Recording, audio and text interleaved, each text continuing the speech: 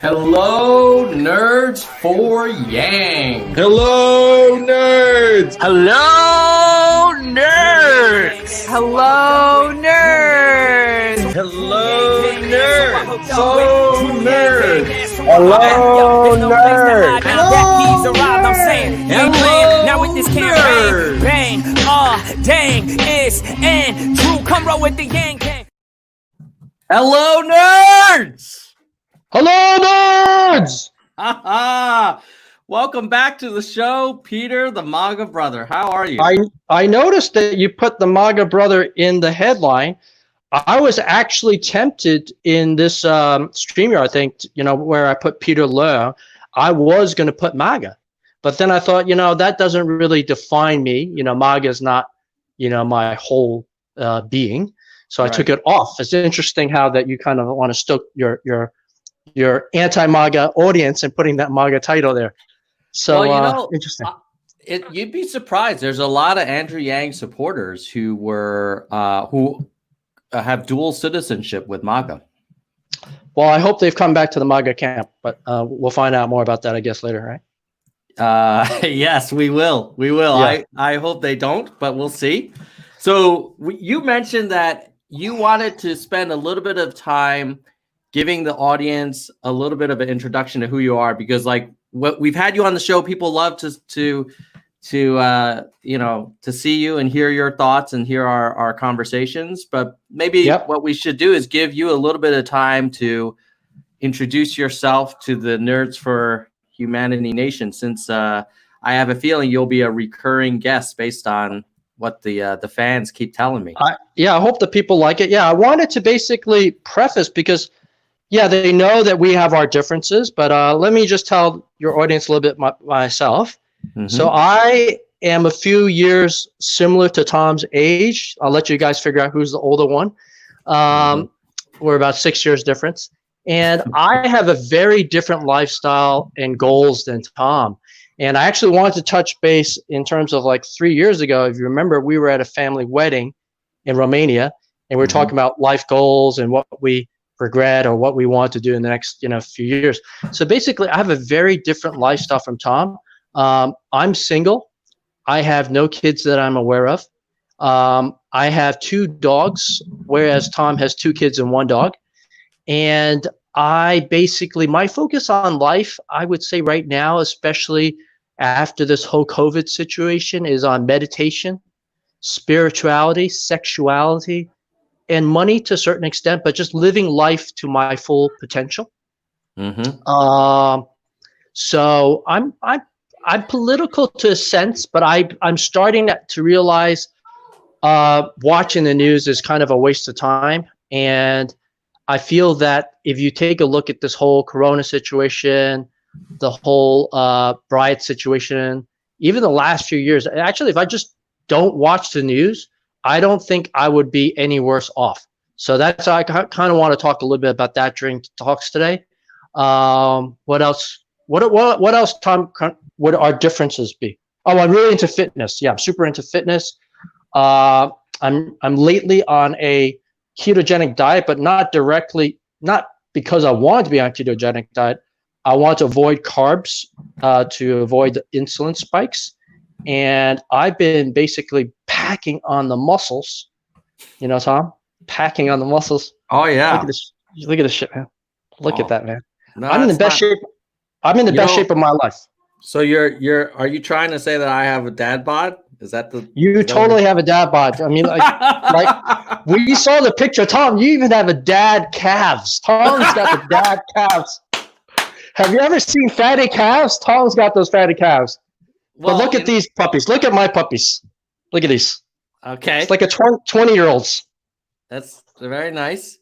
In fairness, the picture you're referring to, which we will not share, I had been walking up a hill for some distance, and it was very warm. So I think it was swollen from the exertion. Right. Right. Anyway, well, what's interesting is like your goals around like mental health and meditation and physical health. I mean, and living life to the fullest. Those aren't actually that kind of different than mine, but obviously we land on it in a very different way, and it certainly we end up supporting different political leaders and political movements. Why do you think that is? Like, we want the same thing, but you want it through Donald J. Trump, and I want it through the great man Donald. Yeah. Like, why do you, like, how is that possible? And maybe that's like representative of America. Like, everybody wants to be healthy, to take care of their family, to live a fulfilled life. And yet they're like warring factions, even though we all want kind of similar stuff. Yeah. So let's talk about, I mean, there's not a day that goes by that I don't like listen to Anthony Robbins, Dr. Joe Dispenza, Wim Hof for the breathing method. Lots of these people I'm sure that your audience respects, and so many different fitness gurus, health nutrition gurus, and in fact, not a day that goes by that I'm not giving health, nutrition, or fitness advice to people for free. And a lot of people said that eventually maybe I should start my own channel, being that I'm looking half my age. So the thing is this, Tom, you used to be a very staunch Republican. I was always in the middle. Tom, remember when you were in college at a very liberal arts college? For those of you who don't know, Tom went to Bowdoin College, which was a liberal arts college, but it was very liberal. And Tom used to make fun of the progressives and the left-wing people. He used to write for the college newspaper, and also, you used to be like a radio talk show DJ. From what you told me, I haven't heard it before, but you were hated by your college. I did get an award. The first year was political pariah of the year, and then the third year was the gadfly, I think was the word we used. What does gadfly mean? Someone that is a little bit of a contrarian, someone that's kind of prodding at kind of common assumptions to say, hey, maybe we're not thinking about this the right way. Okay. And interestingly enough, I would say if you talk to most people who were in the Republican Party in the early 90s, because that's when my college years were, and you told them about the Republican Party today, they would say it's completely there's no commonality at all. It's almost unrecognizable. I mean, the 2020 Republican Party is advocating all kinds of policy positions that are completely antithetical to the early 90s, like the party of Reagan and Bush, George H. Bush, and the party of Trump. There's no commonality other than the name. What, hasn't the Democrats also changed? I don't think they changed as much. I mean, they've certainly moved to the left with Bernie and AOC, but not nearly. Like, as an example, in the 90s, the Republican Party was pretty clearly in favor of free trade. It was pretty clearly in favor of balancing a budget. Yeah, but let me tell you about that free trade thing. When it first came out, I was all for it. I've always been, I studied economics. I was a finance major, as maybe some of your audience may know. I worked on Wall Street, worked for Wall Street Bank, but not on Wall Street like in Hong Kong and Singapore. So I was very happy about that whole WTO, the World Trade Organization, and China joining. I think it was in the early 90s, Tom, right? Yeah, somewhere around there. After the Tiananmen and all that. But really, I mean, am I allowed to say F-U-C-K? But I mean, it kind of fucked us. I think we would have been better off if China was never in the WTO. Well, I think the belief in the free trade system was always easier when the U.S. was the unmatched power for manufacturing, technology, agriculture, everything. And I think what happened was suddenly, so it's sort of like if you're the biggest kid on the block, you want to play football all day long. Now, when one of the neighbors, he starts growing bigger, suddenly you're like, well, I don't want to play football all the time.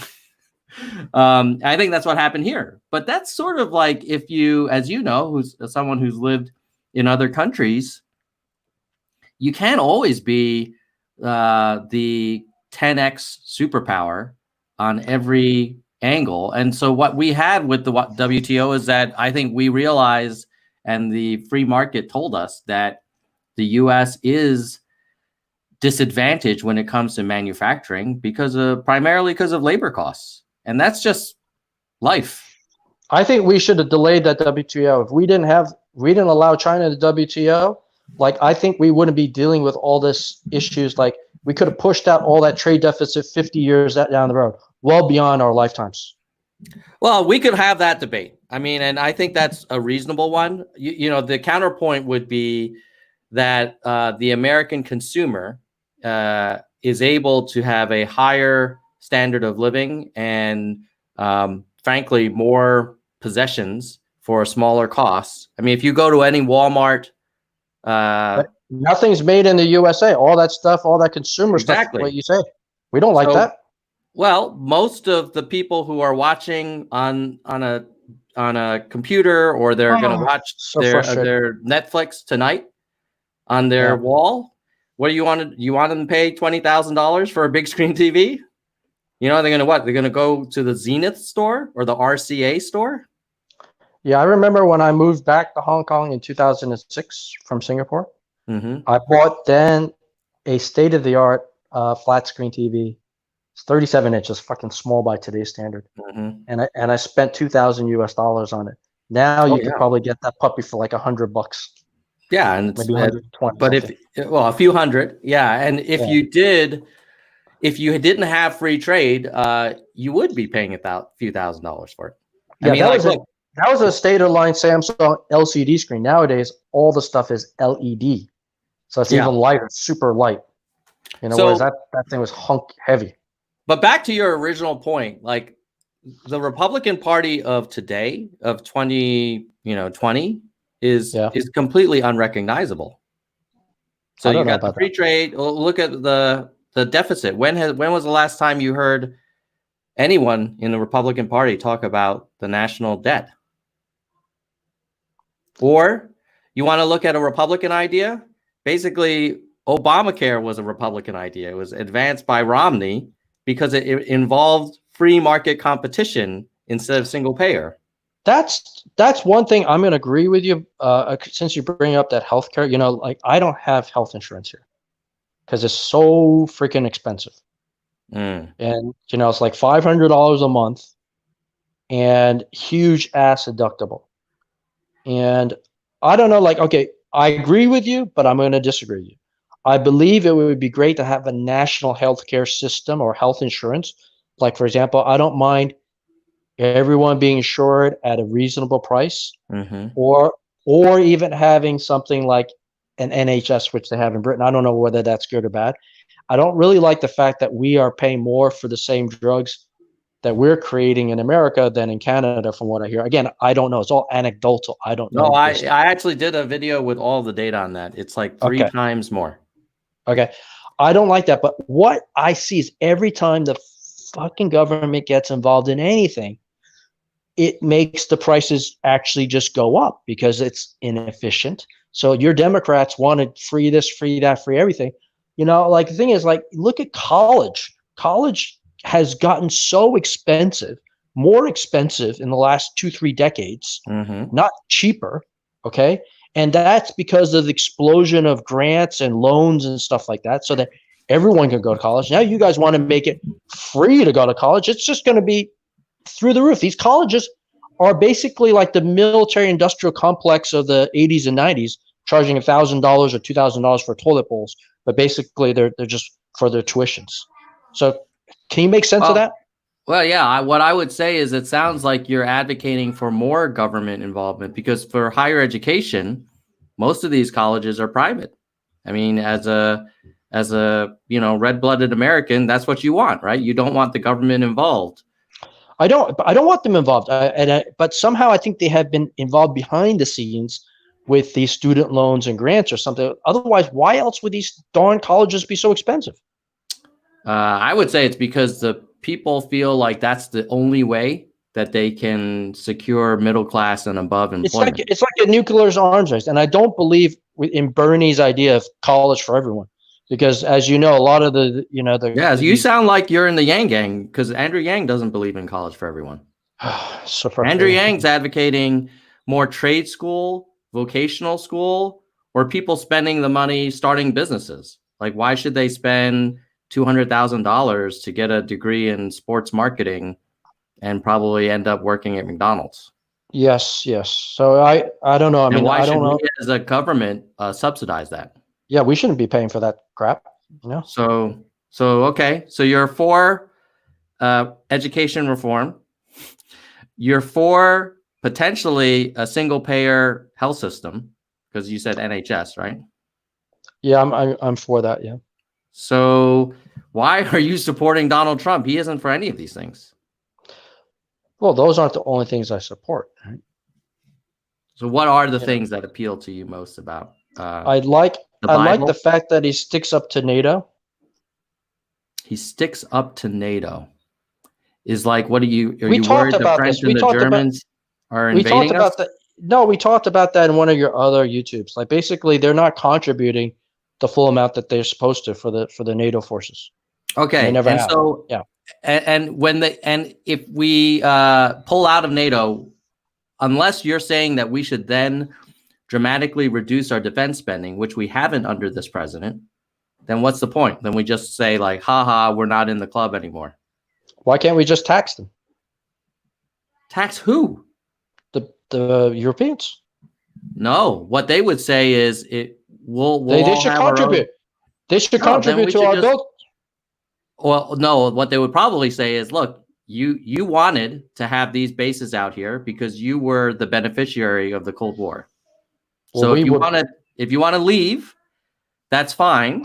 But like, I think it's conflating two things when you say, oh, the US spends so much on defense and France and Germany don't contribute enough, because everybody has their own armed forces.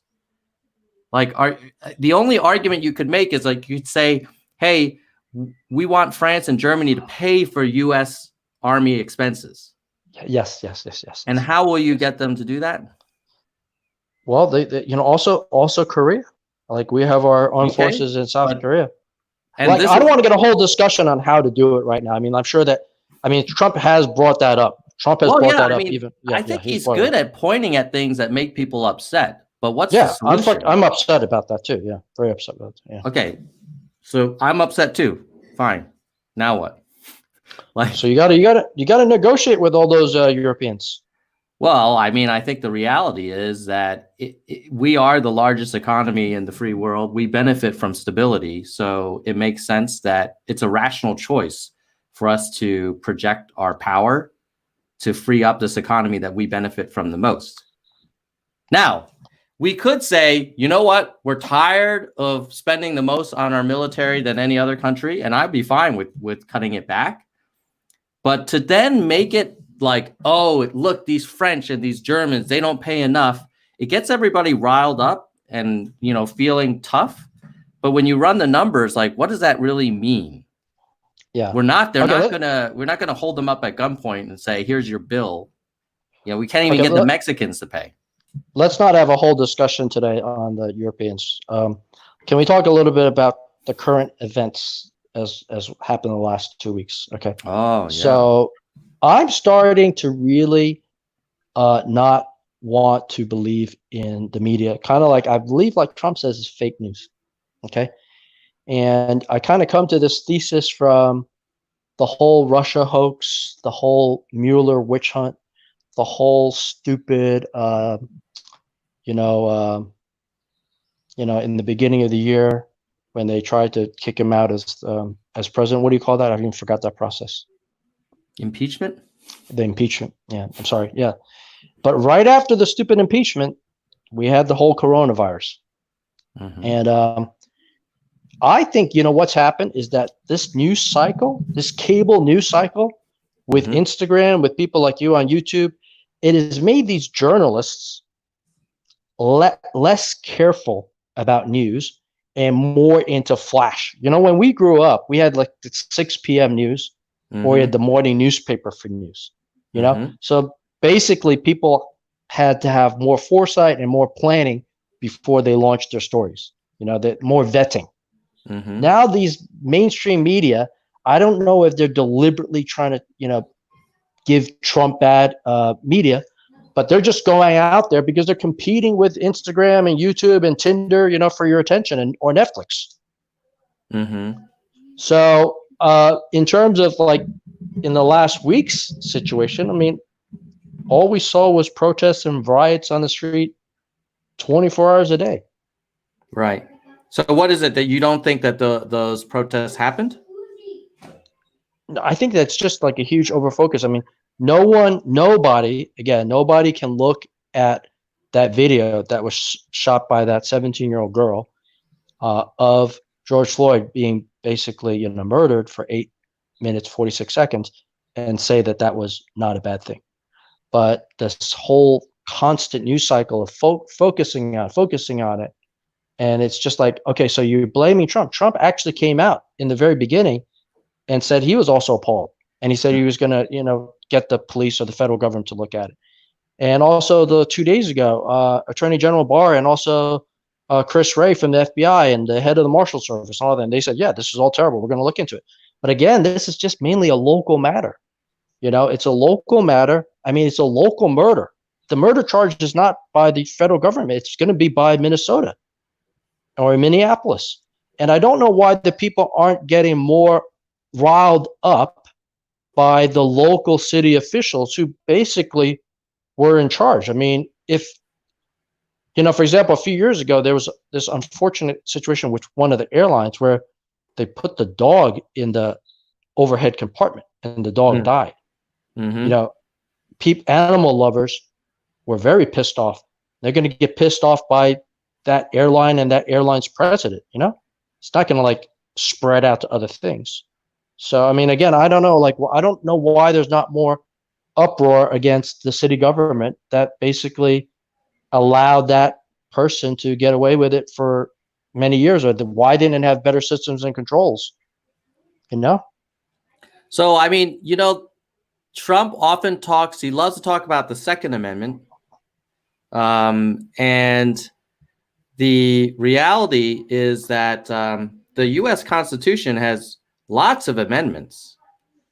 But so there's the First Amendment, which is the right of these protesters to have their speech heard. There's also the Fifth Amendment, which is about the right to due process.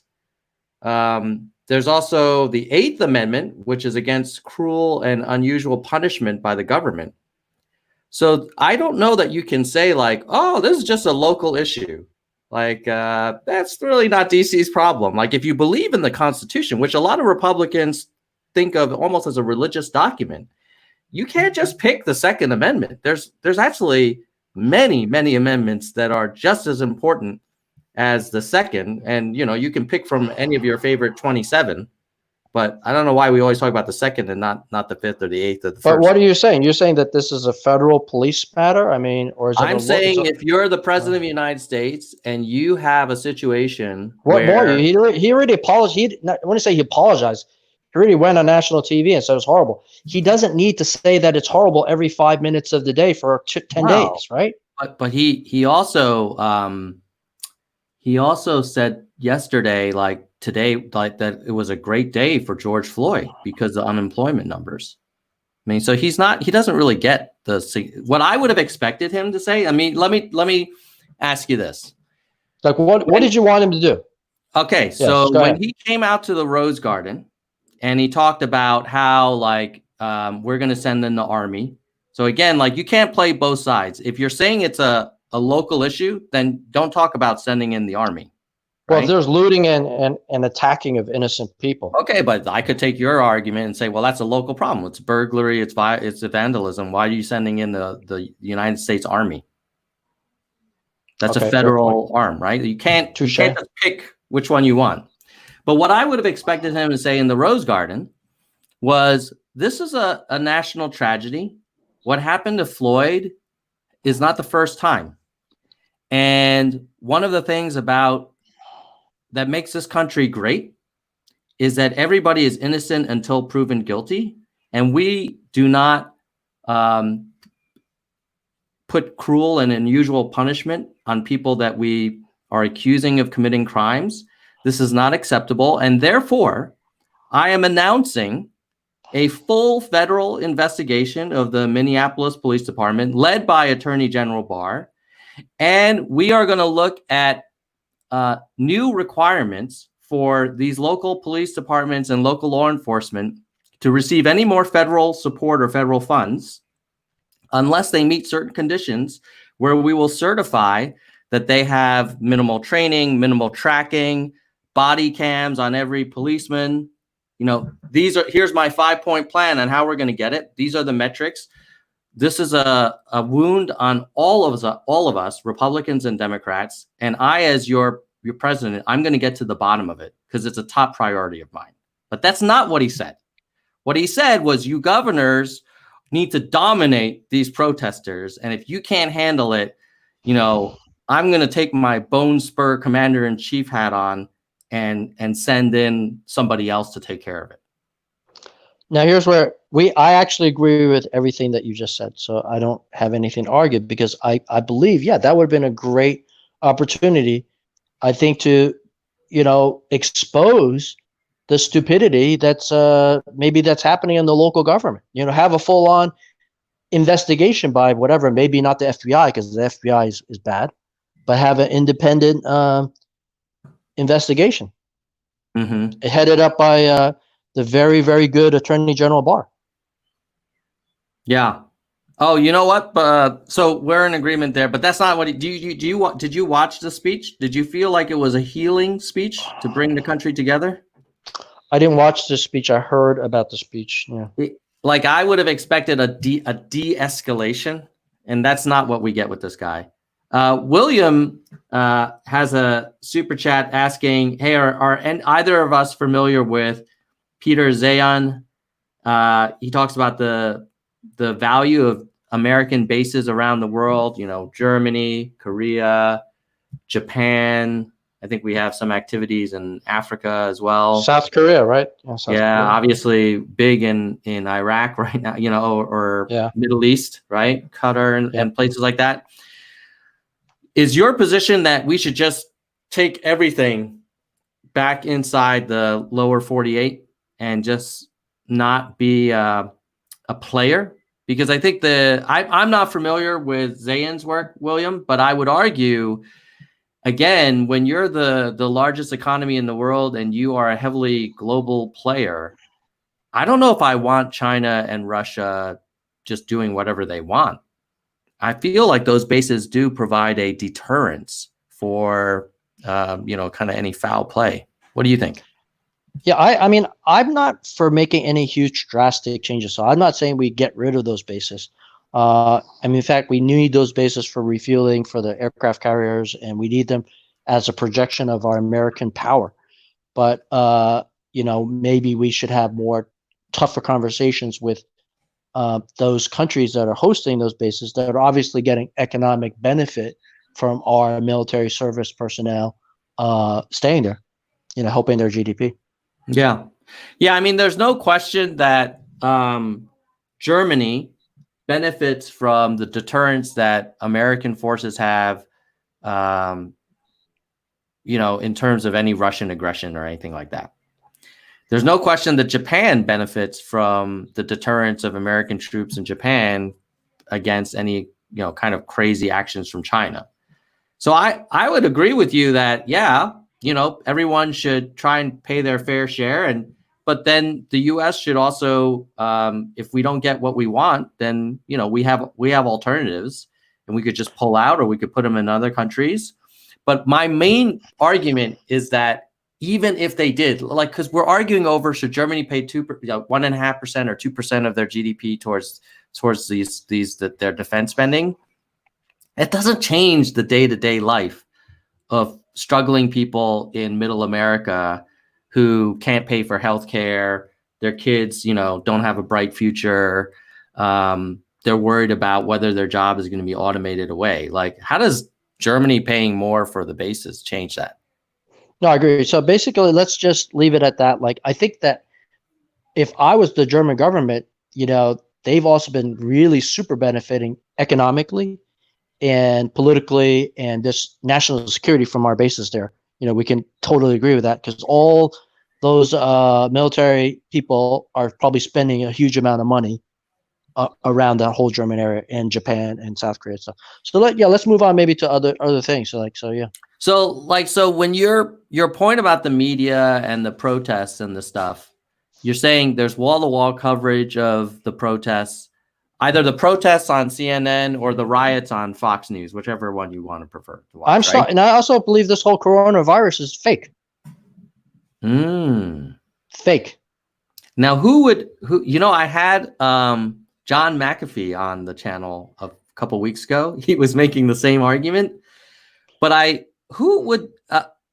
the only people that would benefit from that are probably maybe the media, the news media, because they got a great story.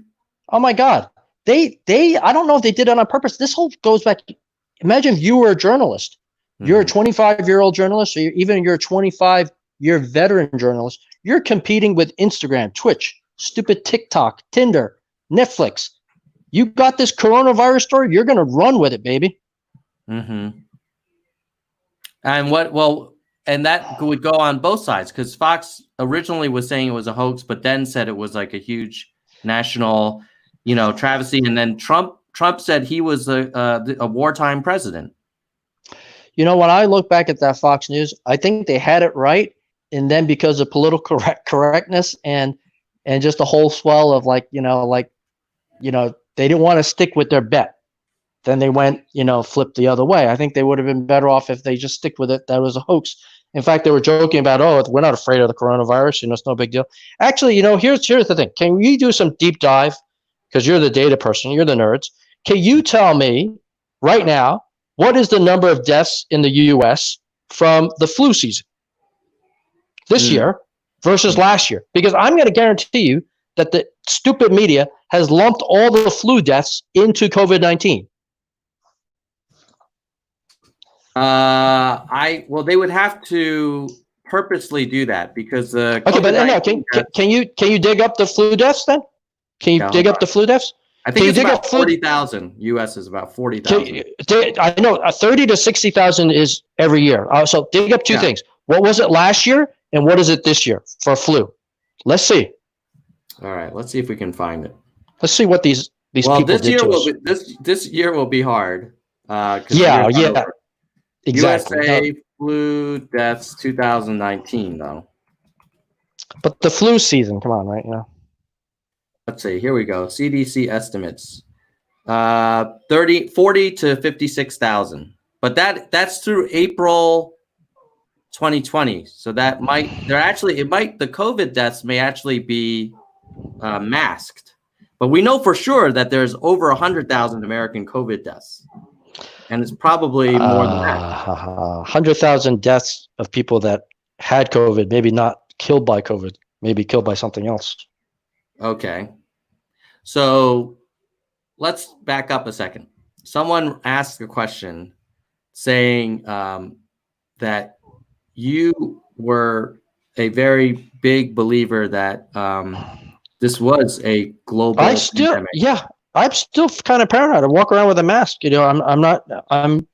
I'm still not taking any chances, but I believe that we're going to wake up 2 years from now, and this was another stupid Saddam Hussein weapons of mass destruction thing. Yeah. So then that's a conspiracy not just on the Democrats and the media side; it's also on the president too. I don't know whose conspiracy this is. I'm not pointing fingers right now, but I'm just looking at some of the data that's coming through. I mean, it's like, look, it's 100,000 deaths, and but mainly most of the deaths, if you look at 90 or 80%, are the people over 65 or over 70. And if you actually look at those people that died, maybe they also had pre-existing conditions. Maybe they were obese. Maybe they had other diseases. Maybe they would have died anyways this year. I'm pretty sure. Like I'm coming to you live from Switzerland, just a couple hour drive from Italy. I think the Italians would disagree that it's the same number as the flu. I mean, they literally were running out of space in their morgues. They had to get like refrigerator trucks. That's not normal in the flu season. Well, so like it's if you look at two times flu. So what we could really do, and we don't have the data yet because we need to let this year play out, is we need to look at the number of deaths in a country. Because then we don't have to worry about, oh, did they do the test? Did they report? Did they not report? Surely you would agree that if more people look at died, the excess deaths. Yeah, we just look at a chart of the deaths per year. Yeah, and like if, for example, deaths in the U.S. spiked in 2020 in Italy. You can't use total deaths. You can't use total deaths because other deaths would have gone down. Traffic accidents would have gone down. Hit and runs would have gone down. I think crime actually went down. Like deaths. But then you're making my point, because if there's a spike, it would even be more pronounced because there was no traffic during the lockdown. I don't think you're going to see a spike. But would we agree that if total deaths went up, then COVID probably contributed to it? Okay, yeah. And in your theory, total deaths would be flat or down. Okay, no, but you have to be careful also. Now, words coming out is people have been delaying their cancer treatments or stuff like that. So how do you cancel that? How do you attribute that? And also from the lockdown, maybe people suicide because they go crazy. So it's very. I think if you're going to go data, you got to go real data to COVID deaths. Otherwise, you have too many factors like that screwing up the analysis. If you only do COVID deaths, then you're limited by testing, and we don't have sufficient testing. Sorry. So, but your point is that you think the media, oddly enough, we agree. We kind of agree. Here's my theory. Yes. That this thing came out and it looked pretty scary in China, and then it was spreading really fast. And we know the sort of reproduction rate of the virus was way higher than the flu. But what we didn't know was the fatality rate, right? Because it was too early. And so we took the position that, or many people took the position that, well, if I don't know the mortality rate, but I know that there are people going, like morgues are filling up in Italy, and these nursing homes are having like massive death rates, then I'd rather be wrong and be too conservative than to just like, do too little. Because imagine if the death rate really were 10%, and obviously, that's what a million people dying. That's what they see. Those epidemiologists, those scientists that study all that stuff, they were probably erring on the side of caution or erring on the side of like, okay, let's just warn the people so that they can do something. Because if it turned out to be like it is right now, which is less deadly, then they can't get blamed. But if it was worse and they didn't warn us, then they're going to get blamed. Yeah, I mean, so I think what happened early on was there was a range in terms of potential death rate, 1 to 10%. They didn't know. They weren't getting probably a lot of reliable data from China. The data that they were getting from Italy, Rudolph makes a good point. There were a lot of older people in Italy. So that probably explains, I think the reality is that this disease does attack older people with other pre-existing conditions. However, let me finish. So we took the position of, okay, we don't know. All we know is it's spreading like crazy. Italy is like melting down. Their hospitals, they're frantic. So let's lock it down, right? That was the pro-lockdown camp. But what happened now is that actually we're realizing that, yes, it does spread, but the mortality rate is not 10%. It's much less, maybe 1%. Who knows? I think it's less than 1%. Maybe. Less than. Maybe. Certainly, and here's the funny thing that I think is where our politics are clouding us. I think everybody is dug in. So the super anti-Trump progressives, they are not willing to admit that, we probably overcorrected. And then you've got the sort of pro super MAGA, everything is a hoax camp, who don't want to admit, no, it is a real thing. It is killing lots of older people and it's spreading like, crazy. Both statements can be true. Like you could have something that's real, but is not necessarily like the end of days. But so here's the middle ground. Here's where the MAGA peak comes from. I mean, I believe the WHO did drop the ball. I mean, I believe that Trump was right to shut down travel from China, and probably in hindsight, he should have shut down travel from Europe. And probably what we should have did was, look, I think we already knew in January and February for sure that it was affecting the older people more. I think there was news coming out that's like, if you're obese and older, you're going to be. In fact, we talked about it in our family chat. You were telling me not to go out because I'm in a higher risk group than the girls that I was dating that are 25 years old or something like that, right? So why didn't we lock down everyone older than a certain age? Because the reason why we wouldn't do that as America is we had this stupid civil liberty shit. So, we just locked down everyone. No, we should have just... I actually think we didn't know. It was sort of the fog of war. And I also think, and here's where I will lay some of this at the feet of Trump. Oh, no. Because don't do that. He was so insistent on saying, this is nothing. It's going to go away as the spring. In April, yeah. Everybody. He was right. Well, not necessarily, because we don't know. Like the same way you're saying, he was off by a month. He was off by a month because basically, I think by May, pretty much it was over. And when are you guys having all these crazy protests out there? All these thousands of people. Hold on a second. You cannot say, look, this was nothing when the whole country locked down. Therefore, we shouldn't have locked down, because you don't know what would have happened had we not locked down. You do know. You take a look at what happened to the Diamond Princess. So what's the fatality rate and the death rate of the Diamond Princess? Oh, it was off the charts. Can you pull it up? Single-digit percent, yeah.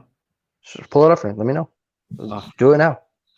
All right, Diamond. Because for those who don't know, the Diamond Princess was a freaking petri dish for the coronavirus, and they were in lockdown, but locked down with all sick people off the coast of Japan. Correct? Mm-hmm. So basically, that is the perfect study of, well, let's just say we infected everyone, and see what the death rate there. Could you track the death rate?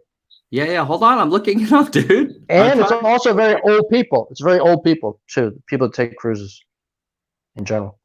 Yeah. So there were. Look at my dogs. All of the passengers and crew. There were 3,711 passengers. Okay. And then let's see how many deaths there were. Yeah. There were 712 patients, so about 20% got the infection. And where is the deaths? So again, this is a situation where the ventilation system is all connected. Basically high chance of getting infected if you were on that boat. Yeah, I'm not seeing. So we got 3,700 people. Let's see. How many people died on Diamond? MAGA. Oh no, let's see. MAGA. It looks like 14 of them died, right? So little. 14 out of 700. No, out of 3,000. 0.3%. Yeah. There you go. So let me get to my point that I was trying to make, which is actually, I think you're agreeing with. Because Trump took the position that this whole thing was a hoax and was unwilling to even acknowledge the transmission rates and basically said, oh, it's just on this one ship, he lost all credibility. He wasn't able to actually help the country find a middle ground. In fact, when he was refusing to acknowledge that people needed ventilators or that people needed testing, it made it so that since he has no credibility, anything he said, even if he said something reasonable, it wasn't going to land. And that's honestly, that's where you want the president to be able to unify a country. He cannot just speak to one half of the country. Right? Well, I don't think the coronavirus doesn't. I mean, I know that we're dug in terms of the thing. And I'm not dug in because I totally believed in the coronavirus up until a few days ago. I was MAGA, 100% red blood American MAGA, but I believed in the coronavirus. But now I'm looking at it like, oh my God, we're going to look back and look like a bunch of idiots. It's like the biggest April Fools on the whole world. And so whose job is it? If there's anyone's job in America. God, we shut down the whole country. We didn't even shut down the country during the Spanish flu. So if there's anyone in America who should have risen to the occasion and tried to find the middle ground and lead with data and science and logic, who should have done that? The president and the coronavirus task force. Yeah. But again, I think the president was right. I think that he was doing daily briefings, and he never said what you said. I think the president was right. He just didn't stick to his guns, and he didn't provide the data to go with it. Unfortunately, maybe they should have said provide the data. You have to. Maybe say things. How soon was this analysis from the Diamond Princess available? Probably it was even available before we had the damn lockdown. When was the Diamond Princess? When was the timeline? A long time ago. Yeah, Diamond Princess, January 20th. Exactly. We should have said, look at the Diamond Princess. That's the worst case scenario to happen to our American cities. This is like a petri dish, a test case. We will not lock down. This is a hoax by the left-wing liberal media. And I, as your president, can prove to you that the death rate is very marginal and just going to be a little bit higher than the flu. Well, so basically you're advocating for Angela Merkel's position. Remember when I was telling you that Merkel was giving a speech on this and you told me that you didn't like her? I hate the Merkel. You know that. Right. But you know what Merkel said? What did Merkel say? Merkel said, I don't speak German, so you have to translate. That's fine. That's fine. I'll give you two in English. She said, look, most of you are going to get it. A percentage of you are going to die. We're going to mitigate it by having separation. We're going to slow it down by shutting down crowds and things. But this is just how you deal with it. And it wasn't this kind of black or white, everyone's going to die or it's less than the flu. She was the mortality rate's going to be higher than the flu. It transmits more. We'll do what we can. Here's the plan. That sounds good because she never used the word fake news. She never said the media is the enemy of the people. She never called Governor Inslee a loser. This is where when you're the president and you're unable to find the third way for a country, it doesn't serve the United States people. We as Americans don't want a president just to be in a boxing match with the other half of the country every day. How does that get us any progress? When I watch, again, I don't believe in the mainstream media. I'm seeing a lot of polls that we're going to lose the election. But then my MAGA friends remind me that you just have to look at the election night people from MSNBC and CNN and then just be happy because they were predicting 98% chance that Clinton was going to win. And so I'm just hoping that the media right now is fooling us with the polls. And I hope that Trump and Pence are reelected for another 4 more great years. All right. Well, unfortunately, I have to jump to the next guest, Peter. Oh, no. I've got Sammy Ravello, who's running for Congress, who's an ex-police officer in the NYPD. And so we're going to talk about what's the difference between a protester, a rioter, and a looter. But before we get into that and say goodbye to you, what I find shocking is that I think we both agreed that Trump was put to a test and he failed it because he wasn't able to speak with data and logic and unify the country. And we both agreed that he and that daily task force briefing was a waste of time because clearly we probably overreacted, right? And we probably paid a lot for that. And now we're trillions of dollars in debt, more debt than we were, right? And yet you ended by saying, therefore, I really hope Trump is reelected. I don't connect those two things don't go together for me. Yeah, I mean, obviously, hindsight is 2020. We can always debate, whether we would have done things differently, but he was under tremendous pressure. I mean, the whole media maelstrom was saying that this was going to be like the Black Plague, Spanish flu. And, I'm sad that he didn't hold to his guns and he didn't maybe dug out that analysis on the Diamond Princess, which we just showed to the audience today. Yeah, I think that underscores he's not big into data. He's not, it's well known, reported over and over from former people who work with him that he doesn't read the briefing docs. He doesn't look at the charts. He really only pays attention when his name is mentioned in those briefings. So, but you still look, we're going to have to get you back on the show, Peter. I'm so sorry. We had to get Sammy on because he's running for office. We want to make sure he gets a chance. And so everybody who's listening, don't forget to like and share this interview. If you think that it was entertaining or useful in some way. I mean, basically, even though we have the same parents, we're very different people. If you wanted to catch the Sammy interview, it'll be starting on a new stream in a couple of minutes. With that, I think we're going to have to say goodbye, nerds. Goodbye,